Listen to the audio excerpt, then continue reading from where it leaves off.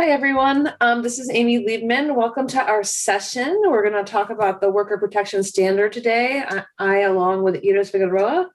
And I am wondering if we could just start off by putting our first polling question up. I don't know if someone wants to explain how the polling works, or if we could go.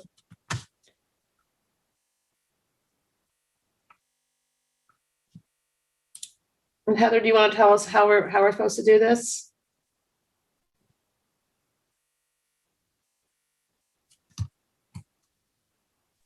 Sure thing, ladies and gentlemen. One moment, I'm going to be sharing my screen. There's going to be a link at the very top where you can go ahead and plug that into a separate browser, enter in the code, and answer the poll.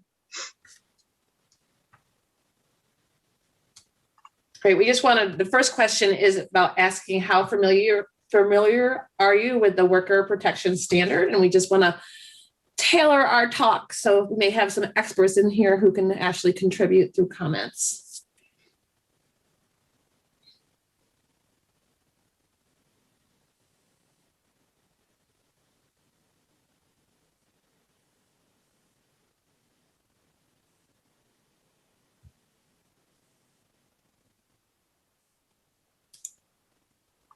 Absolutely.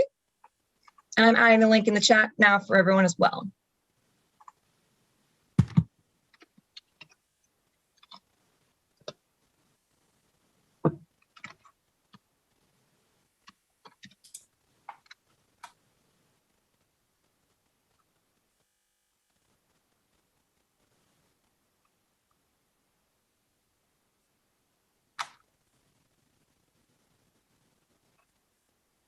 We'll experiment with this, and if we feel like we need to use the chat just to check in on our polling questions, we can do that too.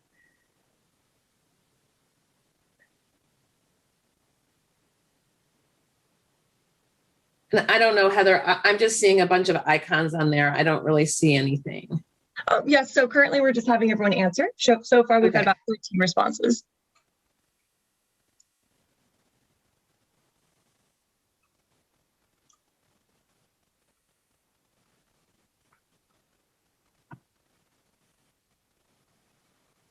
All right, so for those of you who are just entering, I'm Amy Liebman from Migrant Clinicians Network. Iris Figueroa from Farmworker Justice and I are talking about the Worker Protection Standard, and we're just checking in with you to see if we can figure out the new polling system here, A, and B, how familiar are we with the Worker Protection Standard? So, are we good? So you've received about 18 responses. That's good. We're going to encourage you to, as we move on for our next one, just for more of you to fill it up. But let's go ahead and close it, and let's see what we have.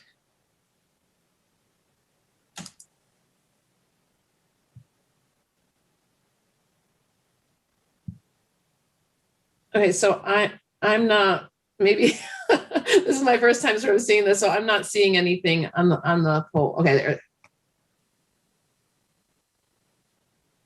All right. So it looks like we have one person who feels very familiar, and most of us are somewhat or not familiar with the Worker Protection Standard. That's great, because hopefully we'll put it in perspective. I'm going to go ahead now, and I'm going to share my screen and start our presentation. And we encourage you to go ahead and put any comments in the chat. We'll try to answer some clarifying questions as we go through, and then have time for some Q&A at the end of our presentation. So, okay, so we have nothing to disclose. And what we're going to talk about in today's session is the Worker Protection Standard, thinking about how the newly revised Worker Protection Standard will impact farm workers and their families, and then we'll move into some resources about educating farm workers and other stakeholders about the Worker Protection Standard. I'm going to start off with just a little case study, and this case study is to help us as we move forward in this presentation, just to think about why we want to have a Worker Protection Standard and how important it ultimately is to the health of farm workers. So this case study is from a crew of farm workers that were working in North Carolina, and they became ill after they were instructed to go into or to re-enter a pesticide-treated tomato field prior to what is called the restricted entry interval, or REI, expiring. There were no warning signs posted at the field, and their supervisor did not inform them of the REI. Out of the 22 workers, 12 became so ill that they were unable to continue working. Their symptoms included nausea, headaches, dizziness, stomach pain, muscle cramping, difficulty breathing, and extreme perspiration. The men on the crew had not received any pesticide safety training, so they didn't know if their symptoms were related to pesticide exposure, and they didn't know if they had the right or even how to get the proper medical attention. They told their supervisor that they were feeling ill and asked their supervisor to take them to the nearest hospital. The supervisor denied this request to his sick workers. The crew was largely Mexican workers who were here in the US on temporary visas, H-2A temporary work visas. And those that could not return to work immediately were sent home to Mexico at their own expense and without medical attention. Miguel, who was one of the injured workers, contacted the legal aid of North Carolina when he was in Mexico. He lived in a rural village and did not have a home telephone number, did not have a cell phone, did not have a fax machine, didn't have an email address, nor even a viable mailing address. Miguel did not have a treating physician and needed assistance locating, coordinating with, and getting to a medical specialist in a different part of Mexico to determine the appropriate course of treatment. His attorney from North Carolina Legal Aid requested from Miguel's employer a list of the pesticides that had been applied to the fields when Miguel was working at the time that he became ill. The employer refused to provide this information for weeks, thereby impeding Miguel's appropriate medical treatment and diagnosis. So there's a lot to unpack in that case study, and there's many components of the worker protection standard that are going to address some of the topics that came up there. So I just want to throw that out for you right now to think about, and I am going to hand it over to Iris, who's going to take us through the next several slides. And Iris, just tell me next slide whenever you want me to move on. Okay, great. Thank you, Amy. Good morning, everyone. So what is the WPS, as we'll refer to it going forward, the Worker Protection Standard? So it is the main federal statute that protects agricultural workers from pesticide exposure. Next slide, please. The purpose of the WPS is to reduce the risk of illness or injury to those who are handling and applying pesticides, as well as workers who are in the area when the pesticides are being applied. Next slide, please. So we just want to show a very brief timeline of the WPS. It was first issued in 1974. It was then updated in the 1990s, and there were some major revisions made at that time. And then it was later amended a few years later. And finally, in 2015, there was a series of comprehensive revisions made to the standard. Those revisions, however, did not fully go into effect until 2018. And so, as I'm sure you're all aware, there was a change in administrations, but in that period. So in that interim period, there were a lot of efforts to undo some of those revisions that had been made to the WPS. And so we'll be noting some of those during our discussion. Next slide, please. So one general note that's important is that the WPS protects against retaliation. Of course, employers are not allowed to retaliate against workers for asserting their rights or pointing out violations under the WPS. Next slide, please. And also just a general note on enforcement and implementation.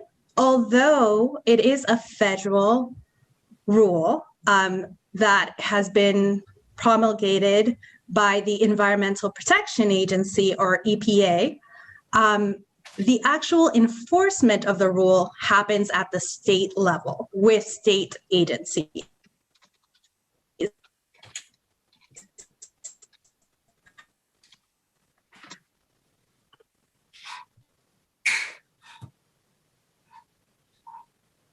So did we lose Iris? I know that she was having some trouble with her internet, so I'm gonna we have a deep bench at MCN and Migrant Clinicians Network, so I'm gonna go ahead and until you interrupt me again, Iris, I'm just gonna continue. And I can't really see the chat at all. So if she comes back, just somebody please let me know. Is that okay? I'll let you know. Okay, great. So basically, there are three main components of the worker protection standard. One is to inform, the other is to protect, and the third is to mitigate. And we're going to go through each of these three areas of the worker protection standard. The first one, inform. So I'm going to do it one more time with this polling thing. And so we just wanted to know, in the current rule right now, under the new worker protection standard, how often are workers required to be trained? So if you could put that link in the chat and see if we can't get the poll up. And if this starts taking too much time, I think we're going to just use the chat box and kind of chat these questions away.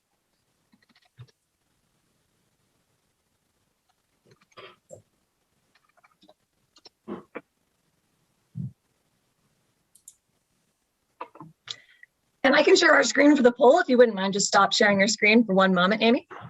Okay.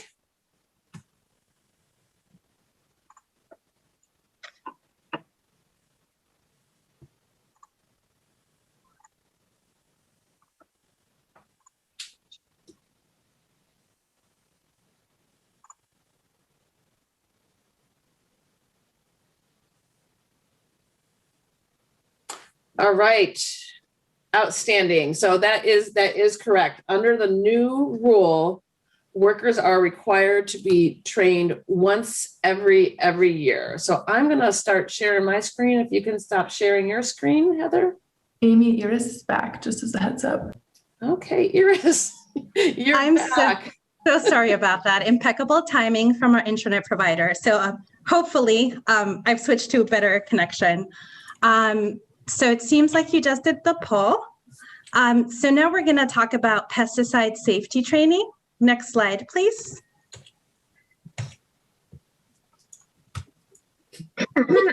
It's not clicking.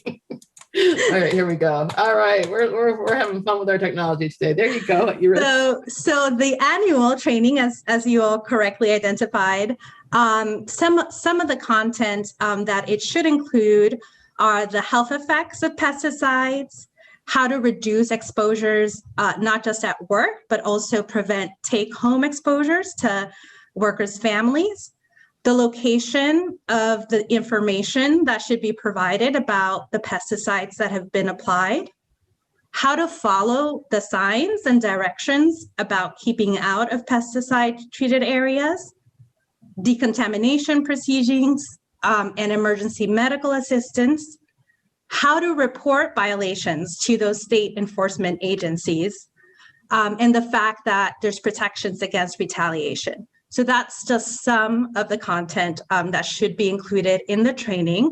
And very importantly, it should be in a language that workers understand. Next slide.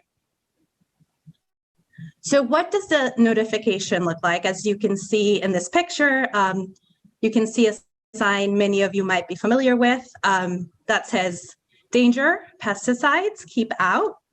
Next slide, please. So some of the pesticide safety information that should be included is the address and phone of a nearby medical care facility, as well as the appropriate state agency for reporting violations. Posted information must also include something called safety data sheets, or SDSs, which has information on the actual pesticides used. And there's a requirement for employers or growers to keep those application records and safety data sheets for 2 years. Some of the other information that must be provided are those warning signs that we just showed, which should be put up when there is a restricted entry interval, or REI, greater than 48 hours. And it could be either oral or posted warnings if it's less than 48 hours, with slightly different rules for enclosed spaces like greenhouses. So the safety data sheets are a really key piece of information because they include the name of the pesticide, but they also contain essential information about toxicity, health effects, first aid procedures, storage, and disposal, as well as necessary protective equipment that should be used for handling. These data sheets can also be especially useful for clinicians because practically, as Amy was detailing in her example, workers may not know the name of the specific pesticide that was used. So that can be very key information to have for future treatment. Next slide, please. So this is an example of what some of that emergency medical assistance information should look like. Someone just asked why I have my camera off. I'm trying to make sure my internet doesn't fail on me again. So please don't take it personally. Another very important provision is a provision called the designated representative provision. So this allows workers to designate another individual to access information about the pesticide that was used in their work site. And what are some of the reasons that they might need to do that? Well, again, as in the example that Amy mentioned, workers may no longer be at that particular work site. There might be language barriers or other reasons why they might be unable or unwilling to access that information for themselves. And so this allows them to designate someone to get that important information on their behalf. Next slide, please. There is a separate right of clinician access to information as well. So I just want to make sure that you all are aware of that. In terms of medical assistance, employers don't just have the obligation to provide a way for workers to get medical assistance, but they should also provide information about the exposure, such as the SDSs that we just discussed, product information, and application information. Next slide, please. So we just talked about that first sort of overall feature of the WPS, which is informing, providing key information. So now we're going to go to that second element, which is protecting workers from exposure. So here's another poll question. Under the current WPS, what is the minimum age to handle pesticides?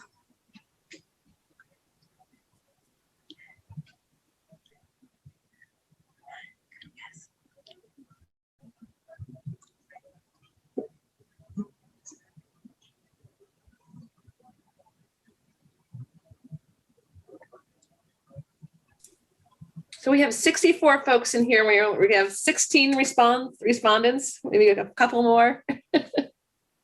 Yeah, I think a few folks are answering in the chat. Oh, cool. Okay.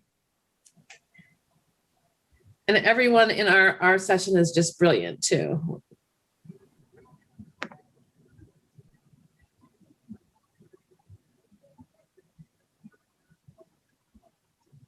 You can go ahead and stop the poll now. Okay, this class is ahead of the curve, so that's good. So that is correct. The minimum age to handle pesticides is 18 years of age. And that is one of the significant changes that was made in that recent revision that we talked about at the beginning. Next slide, please.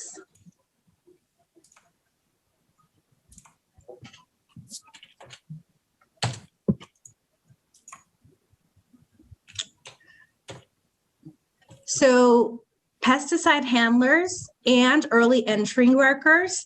So these are individuals that are entering during the REI, which would otherwise be a restricted entry period, must be at least 18 years old.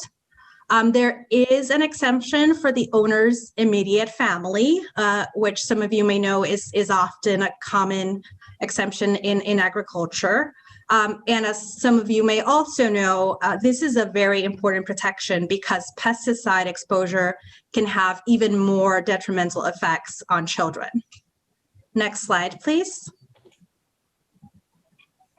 So another feature that we've mentioned is restricted entry intervals, or REIs. So these are, Sorry. no, that's okay. So this is a period of time which will vary depending on the product, where it is not safe for people to enter the area that has been treated. And so workers, again, in the training, should be made aware of what REIs are, so that they know how to follow that and they know what the signs mean in terms of a time period where they should not be going into that area. Next slide, please. So another very important protection is something called the application exclusion zone, or AEZ. This is another one of those newer revisions of the WPS. And what it is, as the name suggests, it's a buffer zone, so that when a pesticide is being applied, there are no people in the immediate area outside of the application area. Next slide, please.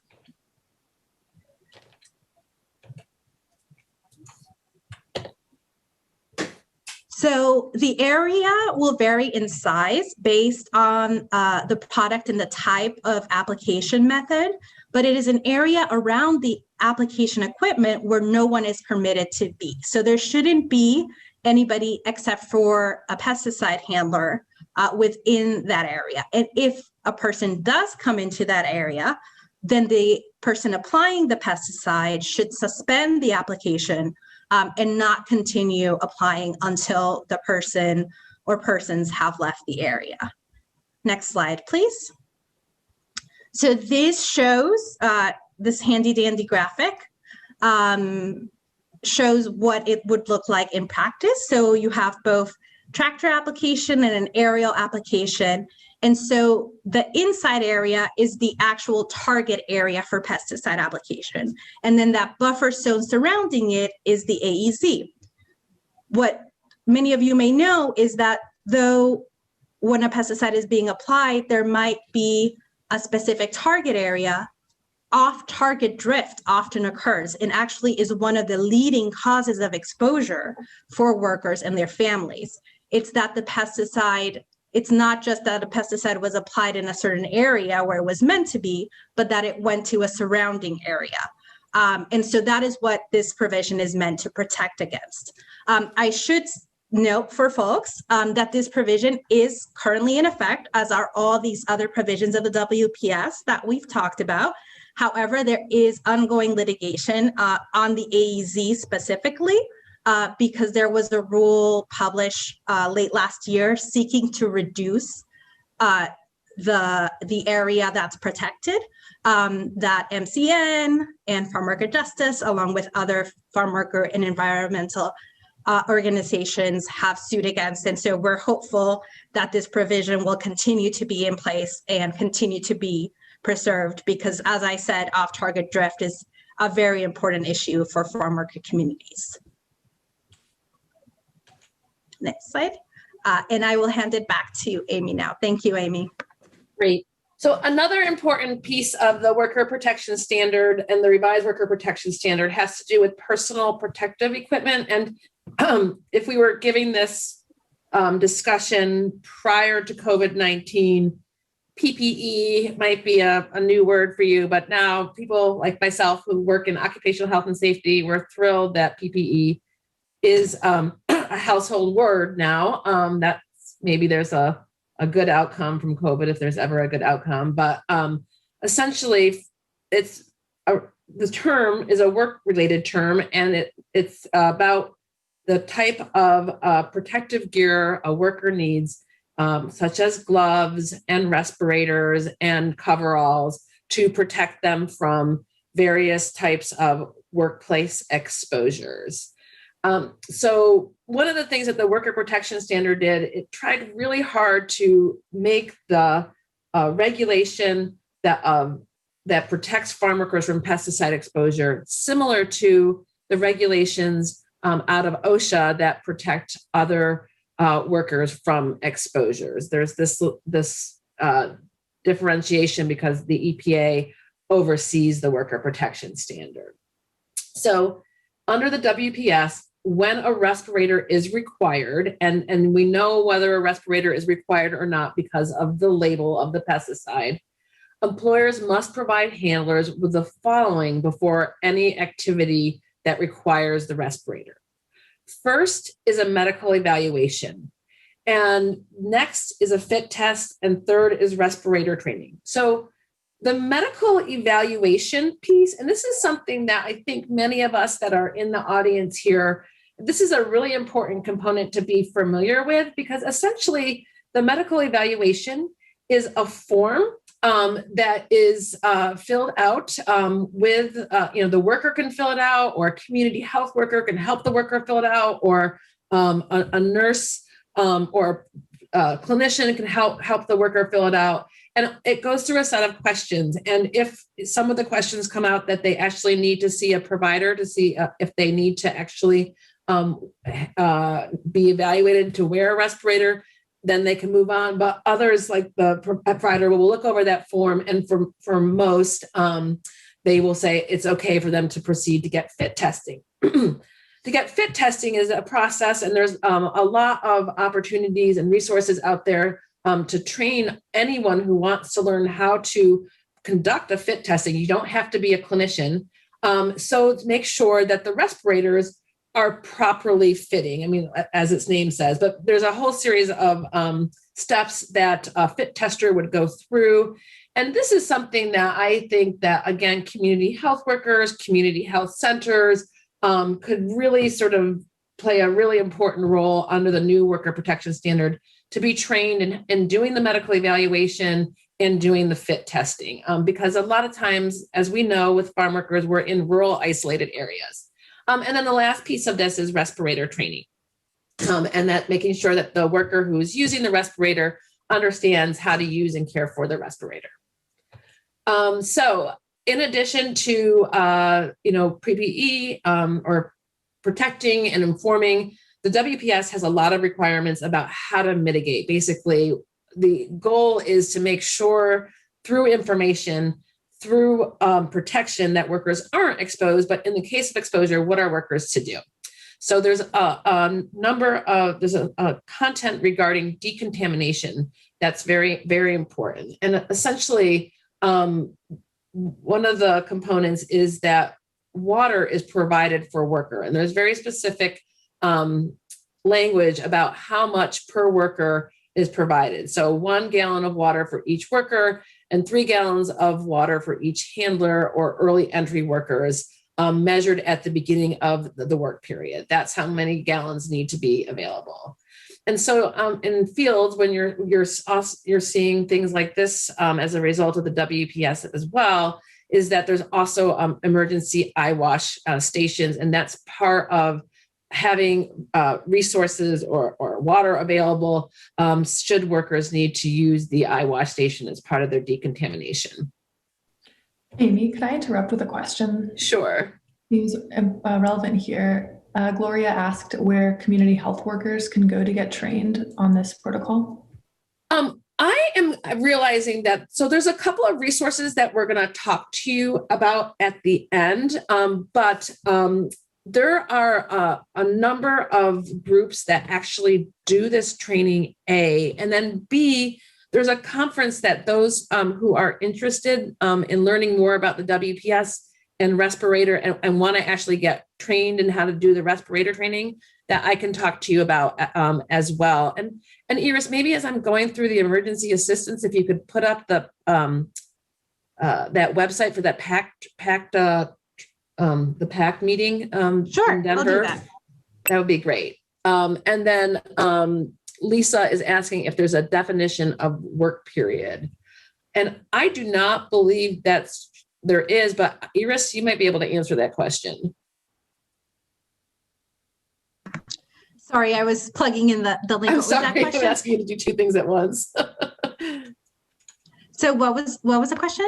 So is there a definition of the work period? We're saying that, you need to provide a gallon of water for each worker or 3 gallons of water for each handler, and that is measured at the beginning of the work period.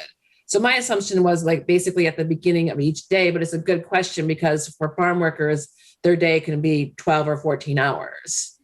Yeah, I think basically the shift, which can vary, as you said, from worker to worker.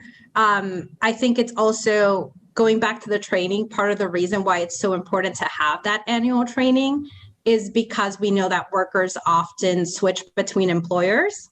And so we're trying to make sure that workers are given the training as frequently as possible, so that even if they're moving, between employers, they're still getting that information. All right. So another part of the mitigation is, again, if you're exposed and you need emergency assistance, workers have the right to emergency medical care. And most importantly, employers must provide prompt transportation to an emergency medical facility for workers or handlers who may have been exposed to a pesticide.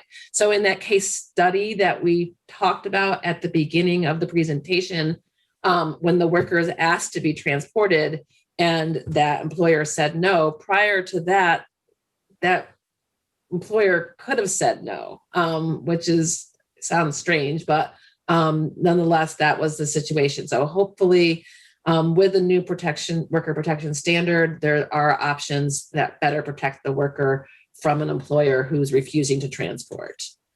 It also requires, when they transport the worker, it's not like if the employer feels like it or if the clinician asks for it, they need to provide that safety data sheet, any product information, the name, the EPA reg number, and the active ingredient, as well as the circumstances of the exposure to the treating medical personnel. So there's no choice here, and this needs to accompany the worker who's being transported for medical care. We would be remiss if to have this conference in March of 2021 and just not mention that about COVID-19. It really, obviously, as we've heard throughout this conference, and as we know, because we're working with farm workers, COVID-19 disproportionately impacted our farm workers.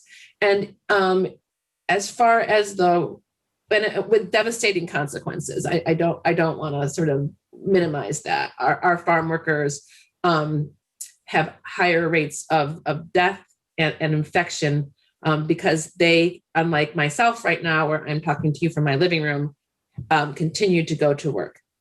But one of the challenges we ran into from the WPS was that whole respirator piece. As you know, there was this mass PPE shortage, and a year into the pandemic, there remained a PPE shortage. It's getting better now, but there was some relaxation of what was required for the workers, and hopefully, as we move forward, that the respiratory protection requirements will remain. And it brings up the bigger question, the bigger picture when we're looking at regulations and farm workers and pesticides. It falls under the EPA, but COVID-19 really showed us that in addition to pesticides, what all of us in migrant health already know is that there are a number of other potential exposures, potential illnesses, potential workplace hazards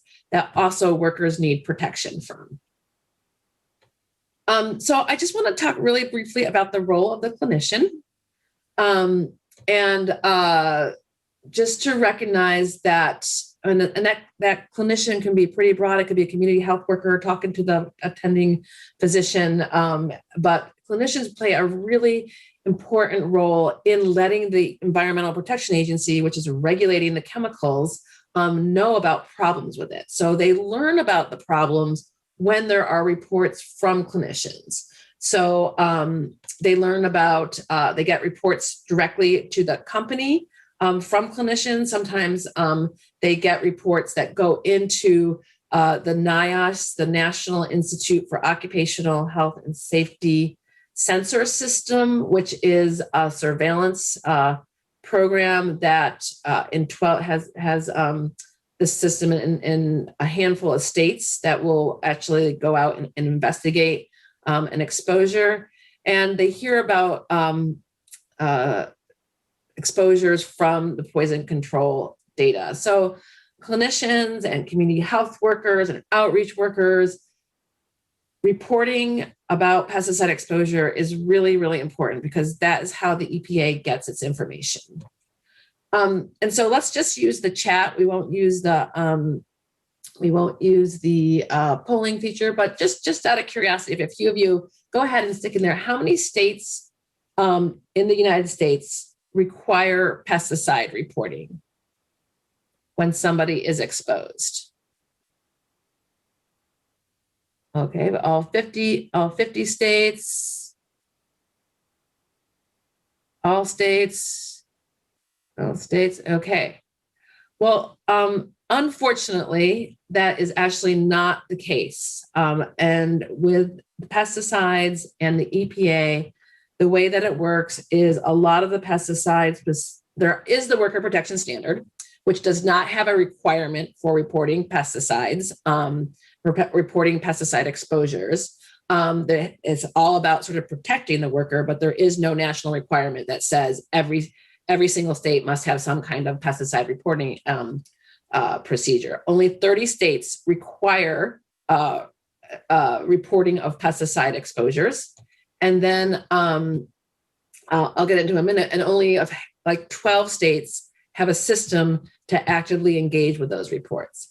And this is a piece, and I think we're seeing it from the polling question when we asked how many folks knew about how many states. But when we go out and do trainings with clinicians at health centers, and we find by and large, and this is from one of our trainings, but like this is almost like every single training that we've done with clinicians on site, is that we are finding that about half, almost every single time, are not aware of the pesticide requirements in their state.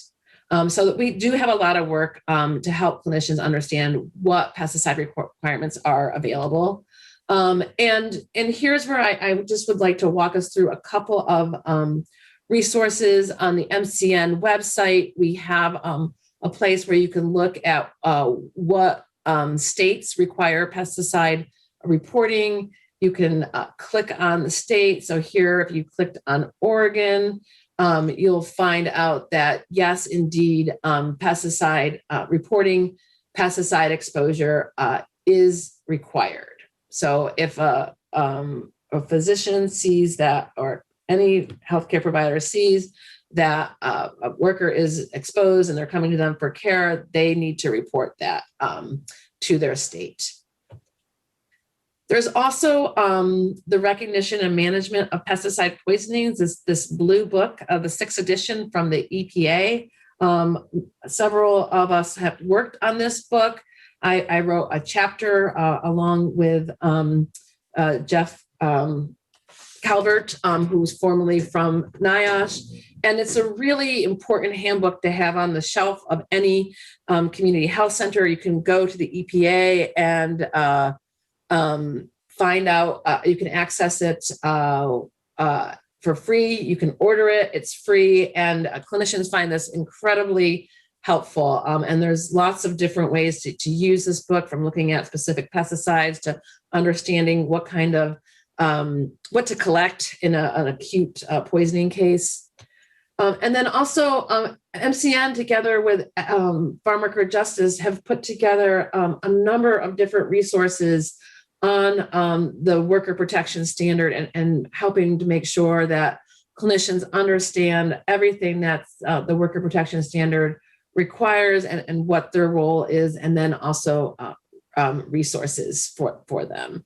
And I see that Morales put the link directly to that reporting map. And then of course, Farmworker Justice and Migrant Clinicians Network websites have lots of information for you. This is me and Iris and our emails. We're happy to answer any questions. We're happy to take questions now and chat with you via the chat. So please let us know if you have any questions. I'm going to stop sharing. Hi, we did have one question from earlier in the presentation. A participant asked if medical personnel have a quick way to access information on safety data sheets that may not involve the worker. Is there a database doctors can use to access information on pesticide usage based on symptoms? That's a really good question, and you know, the internet is our friend in all of this. The issue is, unfortunately, workers are not necessarily receiving training or information about the specific pesticide that they are working with, but they have access to safety data sheets or information about the product. And so, yes, and you can really, it's fairly easy. There's various databases available. The National Pesticide Information Center has a lot of good information in there to help out with that. But if the issue is the worker, by and large, likely is not going to know the specific name of that chemical. But if they do know the name of the chemical, that it is, I wouldn't say it's easy, but it's accessible to be able to get that safety data sheet from the internet. And one issue we haven't addressed as directly, but which is also important and both of our organizations advocate on, is the issue of language access.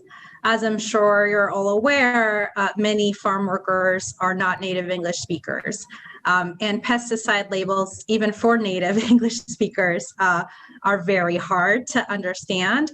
And so we've been advocating for a long time for bilingual pesticide labels. Many of the companies that produce these products have labels in other languages for other markets.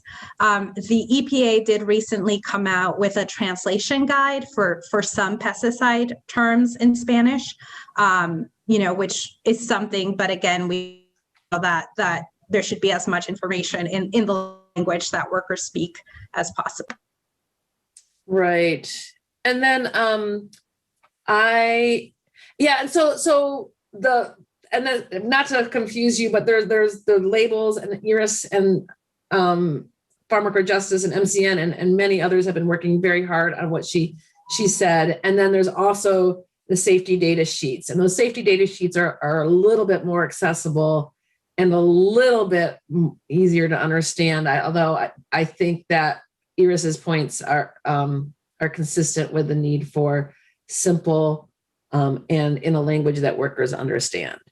And then I got a question about workers don't tend to present with serious symptoms requiring emergency attention, but do present with concerns.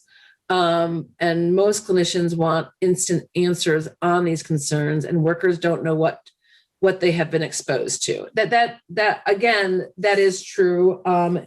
Workers do have a right to know what they're working with, and if they are going in with mild concerns that aren't an acute exposure situation, they still can have access to the information. That's one piece. In reality, that's also remains hard for workers to do. We know that. So that is in part why designated representatives are so important.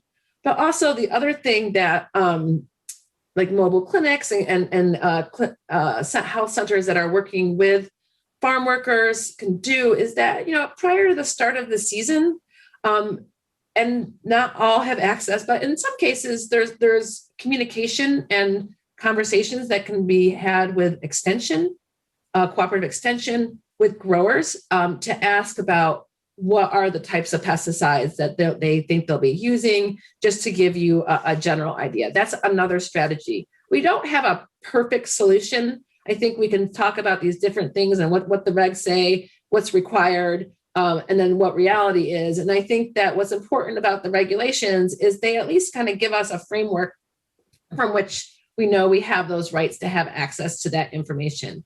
And then in reality, we have to do some of the other work to make it come to fruition.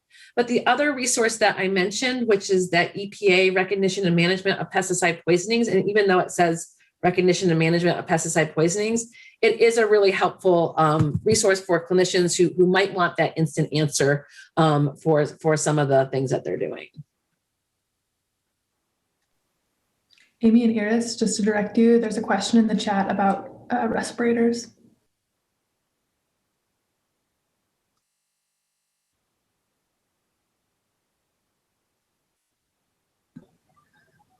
So That's Amy, a good question. Oh, Go on, Iris. I was just going to read it out to you, but you already read it.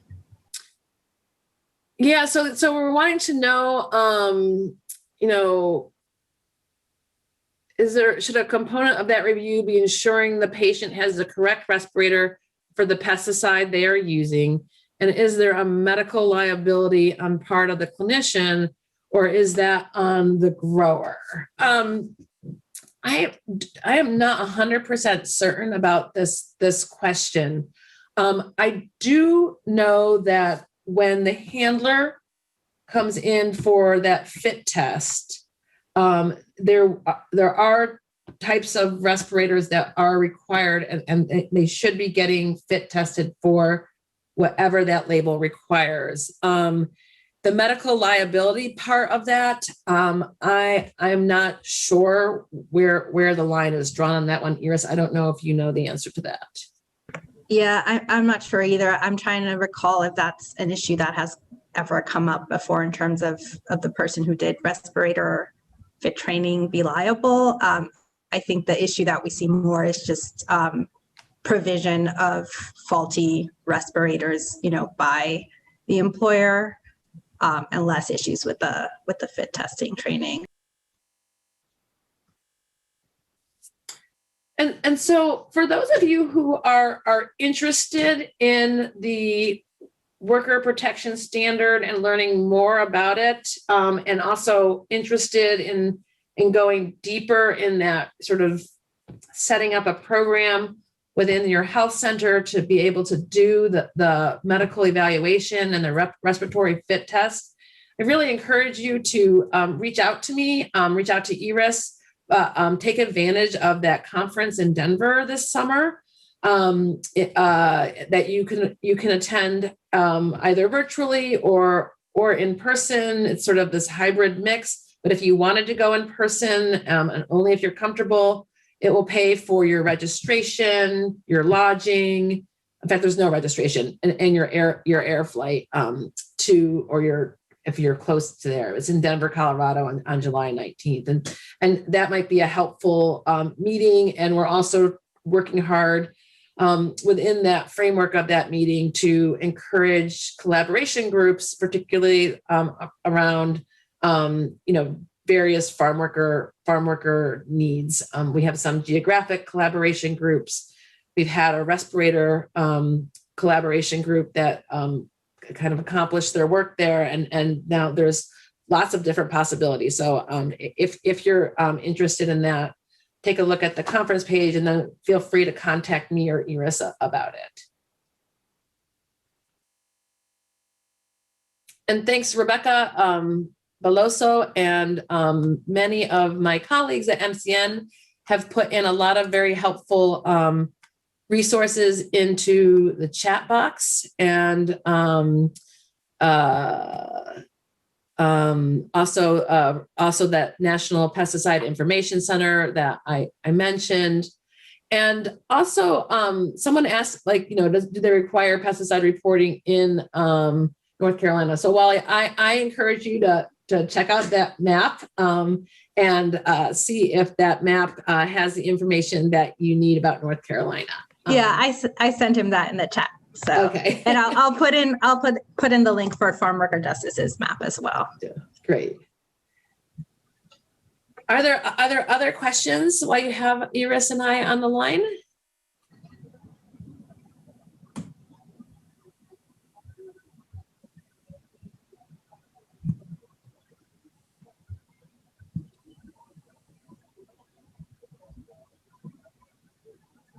So Grant's saying that he finds that workers that come in with the correct NIOSH have face masks set up, but some of the organophosphate labels specify a P filter instead and an N filter like an N95. Have you seen this?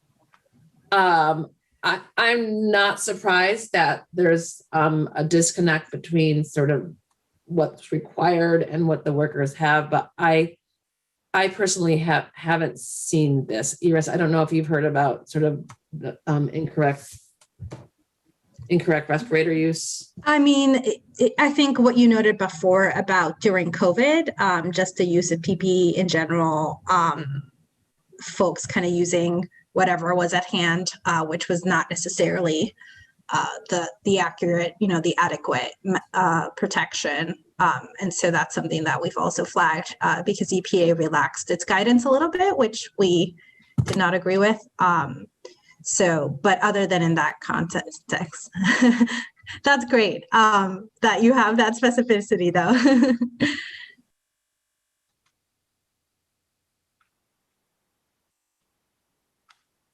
Okay, well, if there are no further questions, I'm just going to draw your attention to an evaluation link that I'm putting in the chat. And if you have time to fill that out, we would appreciate your feedback. Thank you for your time. Thank you to our panelists, Iris and Amy, and thank you to our interpreters and our host staff. And thank you for being here as participants.